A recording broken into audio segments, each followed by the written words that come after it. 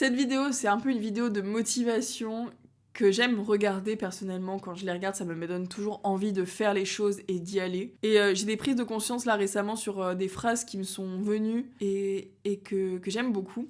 Si tu ne le sais pas, je suis certifiée en hypnose en PNL, où j'accompagne mes coachés dans le coaching et la thérapie. Et je m'adapte à mon coaché avec mes outils qui sont vraiment basés sur la bienveillance, le respect de l'autre, l'écologie de la personne. Je n'impose pas une méthode aux personnes et je ne dis pas quoi faire, mais par contre je vais questionner et voir ce qui te correspond à toi. Donc il y a ce côté-là très bienveillant de la thérapie, du coaching que j'adore. Mais il y a aussi ce côté où si tu as des objectifs ambitieux, si tu as envie de faire des choses inspirantes, incroyables dans ta vie, selon toi, selon tes critères, hein, évidemment, il n'y a pas de normes là-dessus, chacun ses standards. Par contre, j'ai conscience que si tu as envie d'atteindre des objectifs et que tu as vraiment envie de te motiver à faire les choses, moi je peux accompagner avec mes outils dans l'écologie de la personne, la bienveillance, la douceur, l'hypnose c'est très doux. Mais il y a aussi ce côté où il va falloir y aller, il va falloir que tu y ailles. Et j'aime beaucoup ces challenges-là. Et j'ai entendu une phrase qui m'a fait tilt, c'est « ce que tout le monde sait faire n'a pas d'intérêt ». Exemple, marcher. Tout le monde sait marcher, bon, sauf les personnes qui ont des handicaps, mais tout le monde sait marcher, on ne félicite pas quelqu'un qui sait marcher. Et j'ai adoré cette comparaison. Et en fait, ça rejoint un peu une vidéo que j'avais déjà faite sur le fait que je fais l'inverse de la majorité aujourd'hui, parce que si tu regardes autour de toi, tout le monde est sur son téléphone en train de scroller sur les réseaux sociaux, la majorité des gens se noient d'informations négatives, se plaignent de leur boulot, ne sont pas heureuses dans leur boulot, etc., sont dans des relations conflictuelles, ne savent pas communiquer, ne savent pas gérer leurs émotions. Je parle d'une majorité, évidemment c'est pas le cas de tout le monde, et ça dépend des contextes, évidemment, je suis pas là pour juger les autres, mais je constate quand même que quand on regarde la majorité, c'est quand même globalement ce qui se passe, en tout cas autour de moi ça l'est, et j'ai conscience que, en fonction des objectifs que je me fixe, eh bien je dois me positionner à l'encontre de ça. En fait aujourd'hui j'ai l'impression qu'on est vraiment dans une société où tout est facile, tout est instantané, tu as envie d'une information, tu as accès tout de suite.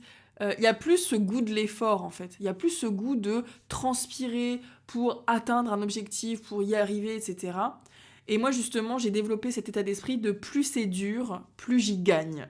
Et quand il y a deux chemins qui se présentent à moi, je regarde le chemin qu'emprunte la majorité, qui est souvent le chemin de la simplicité, et le deuxième chemin, qui est le plus dur, celui qui est le moins emprunté. Et moi, je sais que c'est celui-là vers lequel je vais aller, parce que c'est humain. Évidemment que si tu me dis tu préfères être dans ton canapé avec une bière et un sauciflard, ou aller te casser le fion à la salle pour construire du muscle et être bien dans ta peau, je te réponds évidemment que je préfère être avec mon sauciflard dans mon canapé, que c'est quand même plus agréable.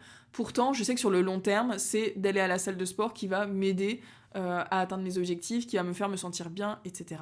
Pareil, je préfère manger un cookie ultra sucré, je m'autorise à le faire, je le fais d'ailleurs, mais je sais que sur le long terme, c'est mieux de manger des protéines ou des choses qui sont meilleures pour la santé. Je préfère aller faire l'apéro le vendredi soir que d'étudier une énième formation, et pourtant, je choisis de faire les chemins les plus difficiles parce que je sais que c'est ça qui me fait avancer, en tout cas dans les objectifs que je souhaite. Je pense que ce qui est important, c'est de définir ce que tu souhaites atteindre et de mettre en place des actions pour l'atteindre, et de ne pas te laisser distraire par les réseaux sociaux, tes proches qui veulent aller au resto ou boire des coups, les distractions autour de toi. Et le plus important, c'est de toujours continuer jusqu'à l'atteinte de tes objectifs. La plupart des gens vont abandonner à un certain niveau, et justement c'est à ce niveau-là où toi tu ne dois pas abandonner. Si t'es vraiment déterminé, si t'as vraiment envie d'atteindre cet objectif, c'est à ce moment-là que toi tu dois y aller, tu dois continuer. Plus c'est dur, plus t'y gagnes, plus t'as peur, plus t'y vas.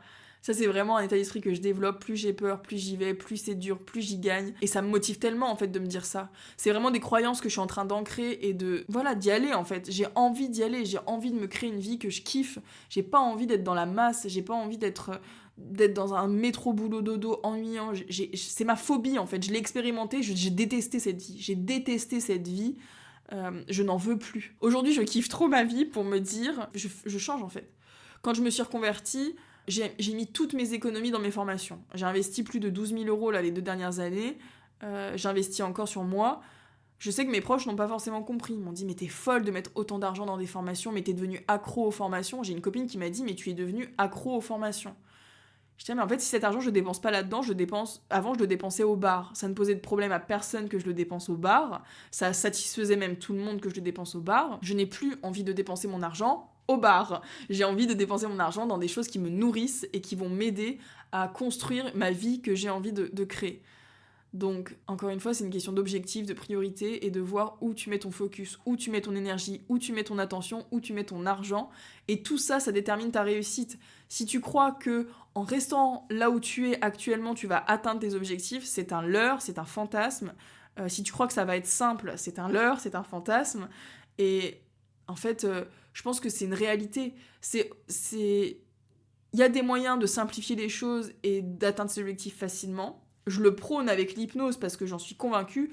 J'ai éliminé plus de 15 ans de crise d'angoisse et d'anxiolytique grâce à l'hypnose. Je sais que ça peut être simple. Il y a des moyens que ce soit simple. Mais il y a aussi ce côté où si tu veux atteindre des objectifs ambitieux, va falloir te lever le matin, va falloir y aller, va falloir travailler, va falloir affronter tes peurs, affronter tes blessures, va falloir te confronter à la réalité, actionner, te vautrer, avoir des échecs, continuer, te vautrer, avoir des échecs, continuer et enfin réussir. Et après passer au level supérieur. Mais voilà, je voulais faire cette vidéo parce que j'ai vraiment ces deux côtés où je crois au fait que ça peut être simple et que c'est dans la simplicité que tout se joue. Mais il y a aussi la réalité de on est dans une société où c'est le plaisir instantané, c'est le plaisir court terme. Tout doit être simple, tout doit être fait, tout doit venir à toi comme une cuillère en argent dans la bouche. Tout doit tomber comme dans... Attends, c'est quoi l'expression? Dans le coin du bec? Dans le coin du bec? Bon, je sais pas, j'ai pas trouvé. Tout cuit dans le bec? Bon, je sais plus. Bref, t'as compris, avoir tout de suite et facilement. Et je pense que c'est un leurre. Tout ce qui est facile et ce que tout le monde sait faire n'a pas d'intérêt. Démarque-toi, fais des choses qui te font kiffer, atteins tes objectifs qui te font kiffer, travaille, persévère, développe ton état d'esprit de croissance, d'apprentissage, d'atteinte d'objectifs. Si tu veux, je t'aide avec la PNL, avec l'hypnose. On va aller travailler là-dessus à 360.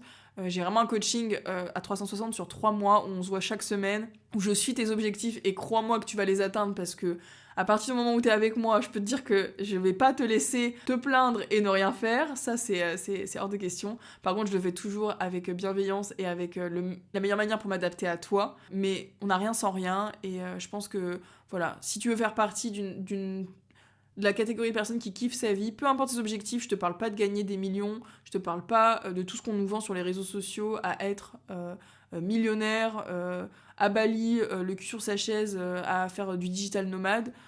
Ça peut être un objectif, je ne le juge pas, mais c'est tes objectifs à toi, ce que tu souhaites atteindre. Si tu veux plus de bien-être, être aligné avec toi-même, des relations apaisées avec ta famille, être dans un boulot qui te plaît, te sentir bien dans ta peau, bien dans ton corps, etc., je t'aide avec plaisir et on va tout péter ensemble. Réserve ton appel gratuit en bio et je te dis à très vite dans une prochaine vidéo.